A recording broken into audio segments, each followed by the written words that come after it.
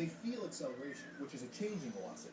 If you're traveling down the highway at a constant speed, you'll feel the same forces as you would sitting on a park bench. But come to a sudden stop, and you'll feel that changing acceleration. Roller coasters can accelerate people at up to 2 or 3 times Earth's gravity, known as a G. Military pilots are conditioned to handle combat maneuvers at up to 7 Gs, which would make most people black out. Attributing the same limitations to Sonic, we find that he can go from 0 to Mach 1 in about 5 seconds without fear of losing consciousness. And that holds for slowing down, too. But if there's one thing that people know about supersonic travel, it's the sonic boom. An object creates a series of pressure waves when it moves through the air, much like a boat with water. These waves travel at the speed of sound, and as the object itself breaks the sound barrier, they're compressed into a shockwave cone that travels behind the object. Planes often cause sonic booms, but would Sonic himself cause a sonic boom? If we go back to good old Felix, he gives us some insight. He did create his own sonic boom, but it was a relatively quiet one. There exists a figure to characterize the intensity of sonic booms, called the figure of merit. Anything below a value of 1 is considered an acceptable level of annoyance to observers. The Concorde, a supersonic passenger jet, had a value of 1.4. An object the size of Sonic, or Felix, approaches a figure of merit of 1 only in close proximity, within 5 meters or so. Outside of that, you probably wouldn't notice them at all. A humanoid simply doesn't displace enough air to be a wide range of disturbance. Another question involves Sonic talking at Mach 1. Would you even be able to hear him? Sonic himself, and any friends traveling at the same supersonic speed next to him, would not be able to hear him at all, since Sonic would be moving faster than the sound escaping his mouth.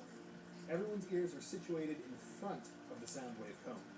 For stationary observers, anything Sonic says would be compressed into that shock wave and just add noise to the previously discussed sonic boom. And besides, at Mach 1, he wouldn't be able to say anything intelligible anyhow. In the time it takes me to say this sentence, Sonic would have already traveled 1 mile. It doesn't make for good communication. Another thing to consider is that at high speeds, heating due to air friction, or more specifically drag, becomes a concern. If you stick your head out a car window going down the highway, you've met drag force. Basically, air is dense enough to push back on any object that enters through it at a high speed, and that work done can create heat. The question is this heat significant enough to affect Sonic? As speed increases, the drag force that an object needs to overcome is squared. Take an object the size of Sonic, assume he's a sphere, not hard to imagine, and this force can reasonably be fully converted into thermal energy. Using that assumption, Sonic would heat up at a rate of 37 degrees Celsius per second. Now, this is a rough number and doesn't account for factors that would make Sonic cooler or warmer, like convective cooling through the atmosphere or adiabatic heating, respectively.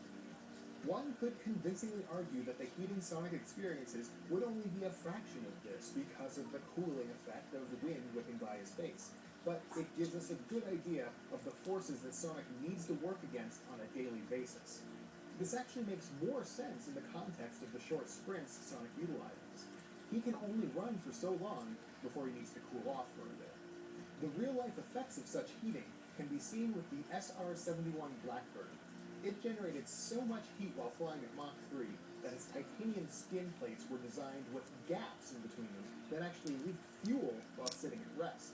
But this design allowed the heated plates to expand during flight and fill the gaps, ensuring supersonic travel didn't tear the skin apart. So with all that in mind, I have one more question. How much